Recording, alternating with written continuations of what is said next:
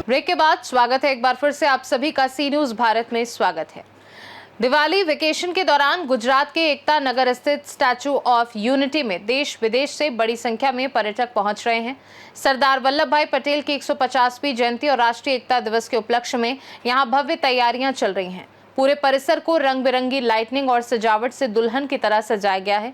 देश और विदेश से आए पर्यटक एकता नगर की खूबसूरती, सफाई और बेहतर सुविधाओं से बेहद प्रभावित नजर आ रहे हैं। अफ्रीका से आई पर्यटक ममता कोटक ने कहा कि वह यहां दूसरी बार आई हैं और इस बार अपने परिवार के साथ पहुंची हैं।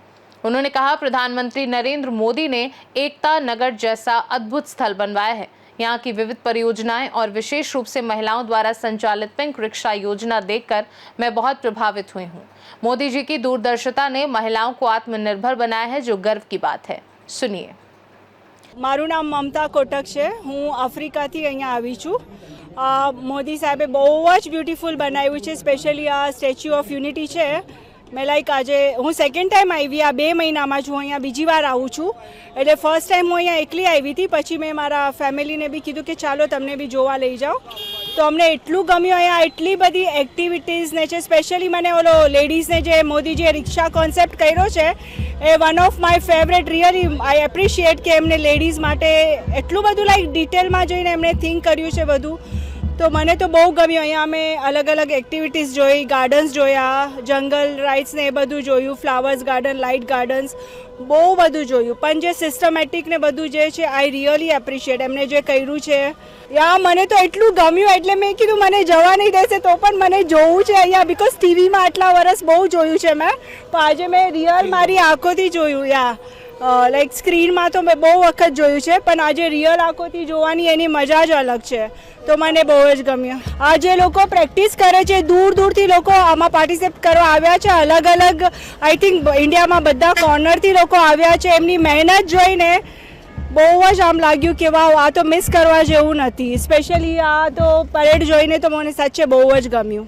वहीं सूरत से आए पर्यटक रोहित ने बताया कि स्टैचू ऑफ यूनिटी का परिसर भव्य और सुंदर बनाया गया है।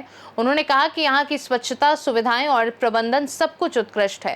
हमें किसी तरह की कोई परेशानी नहीं हुई। प्रशासन का सहयोग भी बहुत अच्छा मिला। सुनिए। मारू नाम रोहित है। अमे लोग सूरत थी स्टेच्यू ऑफ यूनिटी जोवा माटे आव्या छीए અને સ્ટેચ્યુ ઓફ યુનિટી જોયા પછી ખરેખર એક અમે અચંબિત, પૂરેપૂરા અચંબિત છીએ અને ભવ્યથી ભવ્ય બનાવ્યું છે। ખરા અર્થમાં કહીએ તો સરદાર સાહેબને આટલા વર્ષો પછી પૂરો ન્યાય મળ્યો છે। આટલી જનસંખ્યા, કોઈ પણ જાતની ક્યાંય અવ્યવસ્થા નથી, સ્ટાફ પૂરો વિનમ્ર, ક્યાંથી કઈ જગ્યાએ જવું, જે સવાલો પૂછો સરળતાથી બધા જવાબ આપે છે કે તમે અહીંયાથી અહીં, મતલબ ગાઈડલાઈન બહુ સારી કહી શકાય।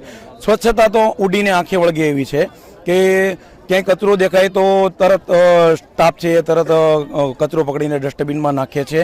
અને બીજો એક મહત્ત્વની વાત એ છે કે સરદાર સાહેબની 150મી જન્મ જયંતિ આવે છે, તો એનોથી પૂરજોશમાં ફૂલ તૈયારી ચાલે છે।